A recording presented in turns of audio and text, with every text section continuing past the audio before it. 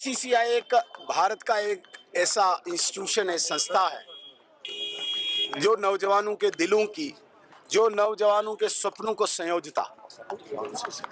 जहां तक आपने बीसीसीआई प्रेसिडेंट की बात की और मिथुन मनास, जिसपे हमें भी गर्व है, हमारे क्षेत्र से वो बिलोंग करते हैं, सन ऑफ द सॉइल हमारे क्षेत्र के हैं, और हमें भी पता चला है कि उन्होंने नॉमिनेशन फाइल किया है।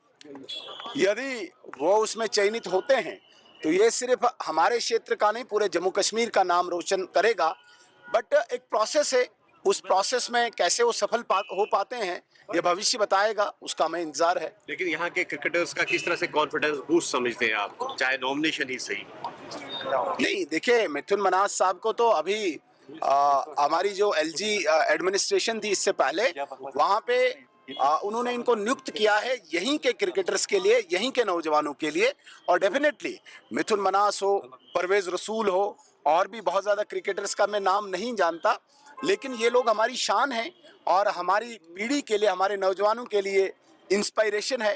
डेफिनेटली अगर मिथुन मनास को वो जगह मिलती है तो यहाँ के नौजवान बूस्ट होंगे, इसमें कोई शक नहीं है। सुनील जी, आज प्रधानमंत्री की जन्मगाथा यहाँ पे दिखाई जा रही है, क्या कहना चाहिए इस बारे में? देखिए, नरेंद्र मोदी जी का जीवन एक संघर्षमय जीवन रहा है, एक स्ट्रगल से बड़ा जीवन रहा है। जिस व्यक्ति ने रेलवे स्टेशन से चाय बनाते बनाते, चाय लोगों को पिलाते पिलाते, एक गरीब के घर में पैदा होके इतने बड़े लोकतंत्र का, इतने बड़े देश का प्रधानमंत्री बनने के बाद नाम रोशन किया है, आज हर भारतीय को गर्व होता है कि मैं भारतीय हूँ। विदेशों में जिस भारत का डंका बजता है उसका कारण नरेंद्र मोदी है।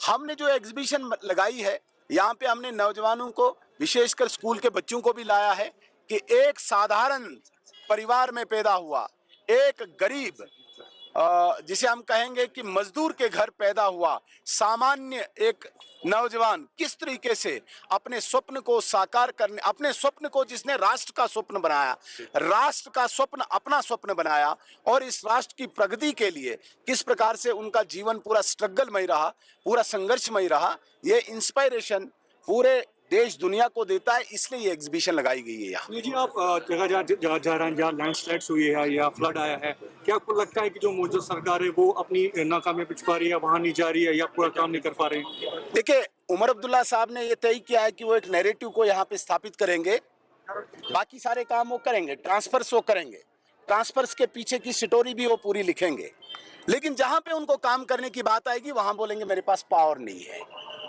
नाकाम लोग हैं ये, इनको लोगों की कोई गरज नहीं है, इनको गरीबों की कोई गरज नहीं है। आपने देखा होगा कि अब कंपटीशन आया है, जब से भारतीय जनता पार्टी देश में आई है, अब विकास का कंपटीशन है, जिस कंपटीशन में कहीं नहीं टिकते, इसलिए एक नैरेटिव स्थापित करने की कोशिश करते हैं। हमारे पास कुछ नहीं, सब कुछ इन्हीं के पास है, लेकिन झूठ फरेब बोल के ये लोगों से मतलब अपना पल्ला झाड़ना चाहते हैं, जो बदकिस्मती है। तो फार्मर्स को काफी नुकसान हुआ, क्या लगता है कि पैकेज डेफिनेटली भारत सरकार फार्मर्स को कंपनसेट करेगी, अब कितना करेगी वो वक्त बताएगा।